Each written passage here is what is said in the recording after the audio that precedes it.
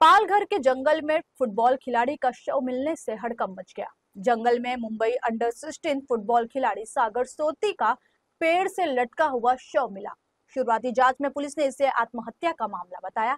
हालांकि घटना की गंभीरता को देखते हुए आकस्मिक मृत्यु यानी एडीआर का मामला दर्ज किया गया। दरअसल खिलाड़ी ने अपनी मां को बताया था कि वह पुणे फुटबॉल मैच खेलने जा रहा है, लेकिन अचानक उसका संपर्क परिवार से टूट गया और 2 दिन बाद वह पालघर जिले के घने जंगल में मृत पाया गया। परिवार ने बताया कि सागर पिछले 2 साल से किसी कारणवश मानसिक तनाव में था। यहाँ तक कि उसने 15 दिन बाद होने वाले अपने छोटे भाई की शादी के लिए नए कपड़े सिलवाने से भी मना कर दिया था। फुटबॉल खिलाड़ी की इस तरह मौत होने से इलाके में हड़कंप मचा हुआ है। वहीं मौके पर पहुंची पुलिस ने शव को मुंबई के जेजे अस्पताल में पोस्टमार्टम के लिए भेज दिया है।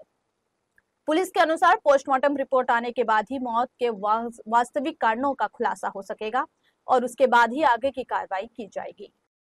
मुंबई अहमदाबाद हायवेला एक 20 मीटर अंतरावर जंगल परिसरात एक पुरुष जातीचा अनोळखी मृतदेह मृत अवस्थेत मिळून आला। त्वरित घटनास्थळी कासा पोलीस स्टेशनचे पीआय मांदळे, एसडीपीओ जवाहर समीर मेहर तसेच एलसीबीचे अधिकारी व टीम रवाना करण्यात आली। प्रथमदर्शनी त्या ठिकाणी मयत व्यक्ती आणि त्याच्या गळाभोवती एक दोरीने गळफास घेतल्याचं प्रथमदर्शनी निदर्शनास आलं।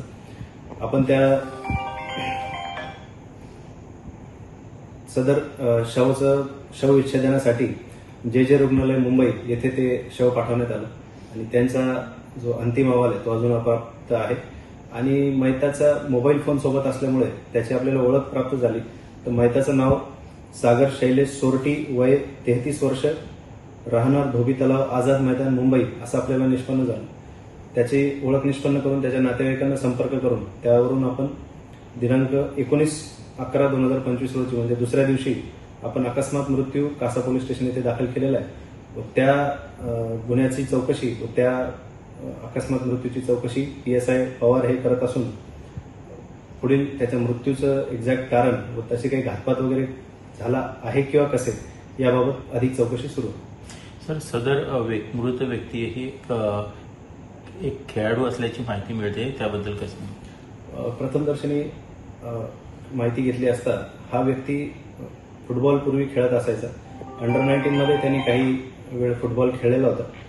त्याबद्दल अधिक माहिती आम्ही घेतोय आणि त्याचाही काही या मृत्यूशी संबंध आहे किंवा कसे याबाबतही पुढील चौकशी सुरू आहे।